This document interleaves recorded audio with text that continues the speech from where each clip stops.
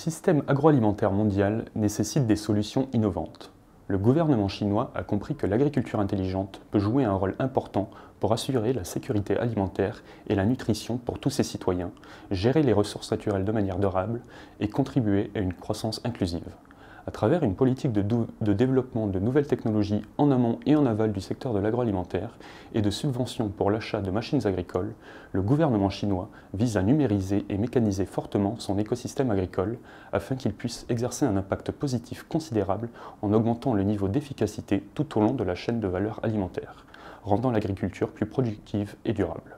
Selon le 14e plan quinquennal, d'ici 2025, la compétitivité industrielle dans des domaines tels que l'agriculture intelligente, les machines agricoles et équipements agricoles et les intrants verts sera considérablement améliorée. En fin de l'année 2020, le taux d'équipement en machines agricoles en Chine est de 71%. Le gouvernement chinois s'est fixé pour objectif d'atteindre 75% d'ici 2025. En 2020, les valeurs d'investissement en amont et en aval de la chaîne de valeur de l'agriculture s'élevaient à 1,4 et 4 milliards de dollars respectivement.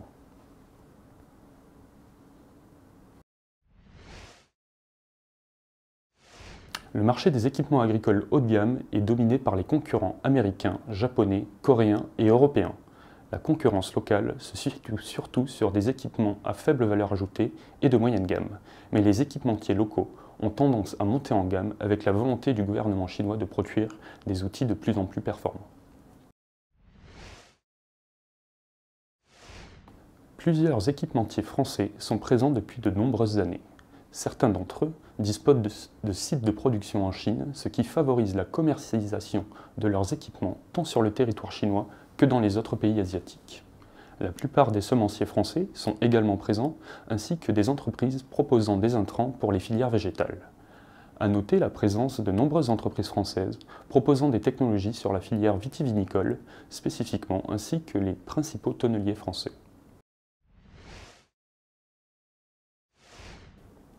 L'objectif de mécanisation du secteur agricole devrait atteindre 75% d'ici 2025, mais la situation est inégale suivant les cultures. Les céréales, blé, maïs et riz ont connu une mécanisation rapide en raison des politiques de soutien développées.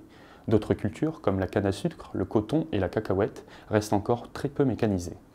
À court et moyen terme, nous verrons probablement davantage de technologies intermédiaires dans la détection, la prévention et la traçabilité de la sécurité alimentaire apparaître, afin d'améliorer les chaînes d'approvisionnement actuelles. L'offre insuffisante de matériel agricole de pointe et la surcapacité des producteurs de matériel de bas de gamme, ainsi que la baisse de main-d'œuvre disponible, incitent également la Chine à importer plus de nouvelles technologies et matériel agricole.